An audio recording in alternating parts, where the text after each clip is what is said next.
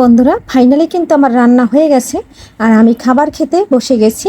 একটা মাছ ভাজা নিয়ে নিয়েছি আর এদিকে কিন্তু মাছের তরকারি আর বিনস বলো, আলু বলো বা বরবটি বলো রান্না করে নিয়েছি। আর কেমন লাগছে বন্ধুরা রান্নাটা, অবশ্যই বন্ধুরা পুরো ভিডিওটা দেখবে, স্কিপ করবে না প্লিজ বন্ধুরা।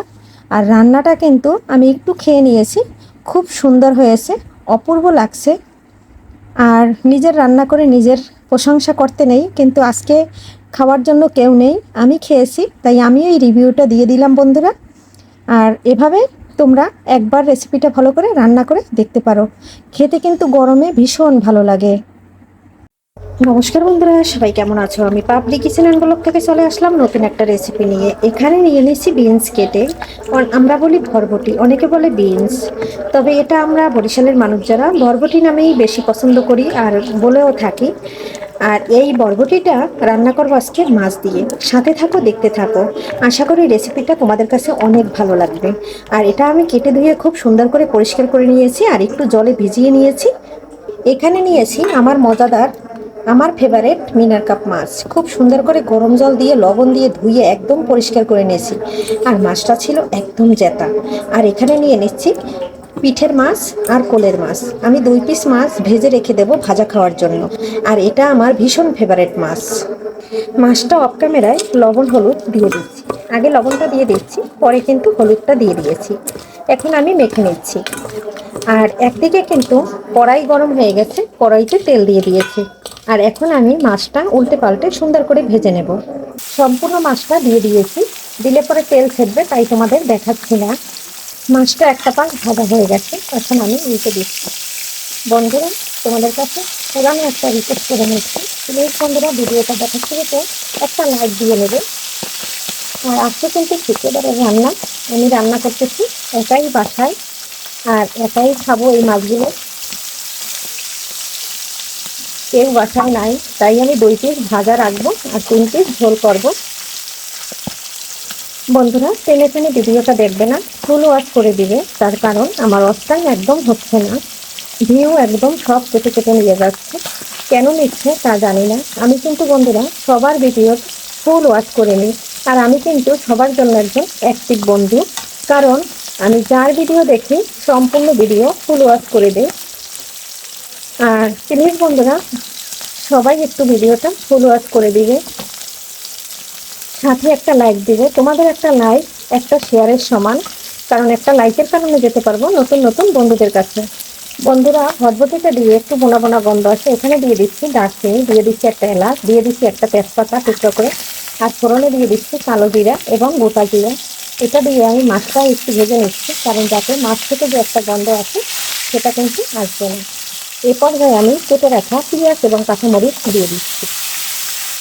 বন্ধুরা বলতে পারো যে কেন মাছের মধ্যে পেঁয়াজ মরিচটা দিল, যেহেতু আমি 2 পিস মাছ ভেজে রেখে দেবো, এর জন্য কিন্তু পেঁয়াজ মরিচ দিয়ে একদম ভেজে মাছটা তুলে নেব। মাছটাও খুব সুন্দর করে ভাজা হবে আর পেঁয়াজ মরিচের গন্ধটা কিন্তু মাছে ঢুকে যাবে। পেঁয়াজ মরিচটা অনেকটা ভাজা হয়ে গেছে, এ পর্যায়ে আমি মাছগুলো উঠিয়ে নেব। তারপরে সবজিটা দিয়ে খুব সুন্দর করে গুঁড়ো মশলা দিয়ে কষিয়ে নেব। আর এখানে কিন্তু আদা রসুনের পেস্ট আমি ব্যবহার করব না। মাছটা তুলে নিয়েছি, সামান্য একটু গরম জল দিয়ে দিচ্ছি, পরিমাণ অনুযায়ী হলুদের গুঁড়া, সামান্য পরিমাণে মরিচের গুঁড়া, এখানে দিয়ে দিচ্ছি জিরার গুঁড়া, অফ ক্যামেরায় দিয়েছি ভিনেগার গুঁড়া, আর এখানে দিয়ে দিচ্ছি স্বাদ অনুযায়ী লবণ।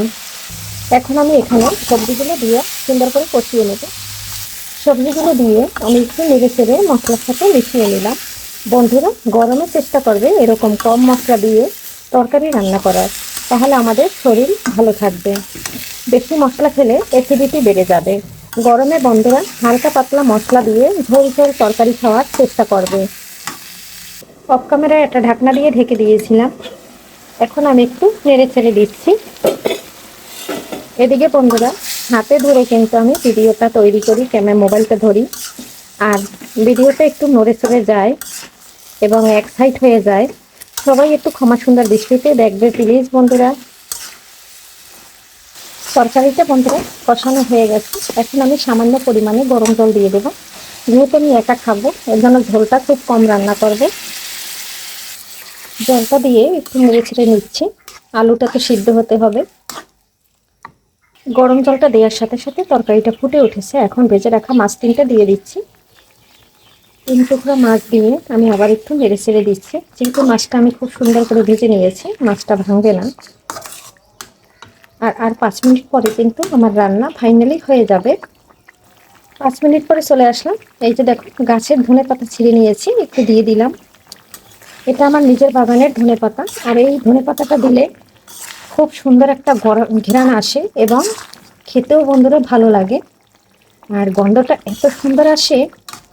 আর এদিকে দেখো বন্ধুরা, ঝোলটা কিন্তু আমার মাখামাখা হয়ে গেছে আর আলুটা সম্পূর্ণ সিদ্ধ হয়ে গেছে। ফাইনালি বন্ধুরা, আমার রান্নাটা একদম রেডি হয়ে গেছে।